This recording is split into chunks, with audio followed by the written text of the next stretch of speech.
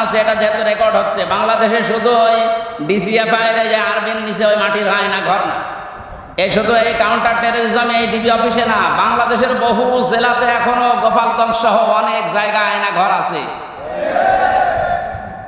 এই জায়গায় এখনো মনে হয় মানুষজন আছে, যদি খোঁজ নেওয়া যায় পাওয়া যাবে। যারা আছে তাদেরকে এই মুহূর্তে মুক্ত করার দাবি জানাচ্ছি। এর চাইতে মানবতা বিরোধী অপরাধ আর হয় না।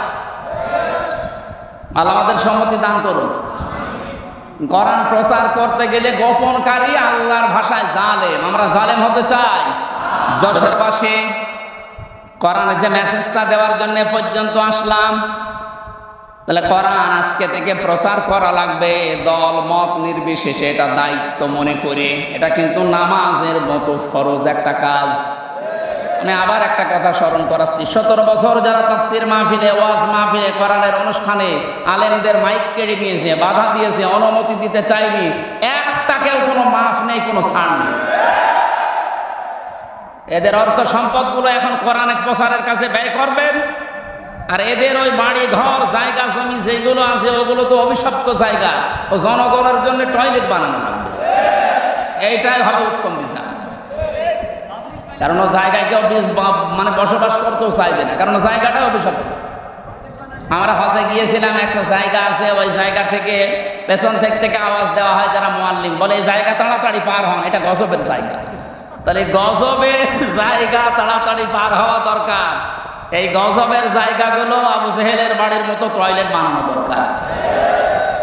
এমনকি সর্বোচ্চ গজবের জায়গা যেটা এদেশে মানুষ ভেঙে আগুন ধরিয়ে পুড়িয়ে দিয়েছে, ওই জায়গাটাও এখন টয়লেট বানানো দরকার। আমি কাবা শরীফ তাওয়াফ করার পরে উপর দিয়ে ঘুরছিলাম, হঠাৎ করে পুলিশ আমারে, আমি বললাম ভাই এতক্ষণ তো ভালো ছিলাম, এখন আমার পেটে ব্যথা করছে। আমারে বলে ইয়া হাজিউল হুজ্জা তাইনা বিলাদুকা, হাসি দেশ কোথায়?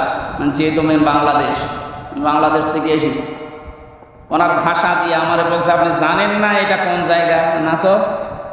যে আবু জেহেলের বাড়ি, আপনি এখনো পায়খানা না করে দাঁড়িয়ে আছেন। তাড়াতাড়ি করে, আরে আল্লাহ, পায়খানা করে দেখি আমার পেটের ব্যথা ভালো হয়ে গেছে। তার মানে এই বাড়িগুলো এখন ওই রকম অভিশপ্ত, ওখানে গেলে কিছু না করলে পেটের ব্যথা ভালো হবে না। সে 32 নাম্বার বলেন আর 16 নাম্বার বলেন আর 48 নাম্বার বলেন, এই সমস্ত জায়গাগুলো এখন পায়খানা বানানো সব জনগণের দাবি। এখান থেকে জুলুমের সূচনা হয়ে সারা দেশে ছড়িয়েছে। এক কথা বলে আপনার এখনো জালেমদের প্রতি সিম্পিতি কাজ করে, তাহলে ব্যারিস্টার আরমানের স্ত্রীর কাছে আপনি কি জবাব দেবেন বলেন? এই আয়না ঘর বানিয়েছে মানুষগুলো, অনেকে মনে করে আয়না ঘর মানে চারিদিকে আয়না দেওয়া। কিসের আয়না? আমি ওই 10 দিনে কোনো আয়না কিছু পাইনি, এমন একটা ভয়ঙ্কর জায়গা। আমার আজমির স্ত্রী অন্য জায়গায় শেষ পর্যন্ত বিয়ে করে ফেলেছে গত বছর। কি জবাব দেবেন তার স্ত্রীর কাছে? এখন আপনি জালেমের পক্ষে কথা বলেন?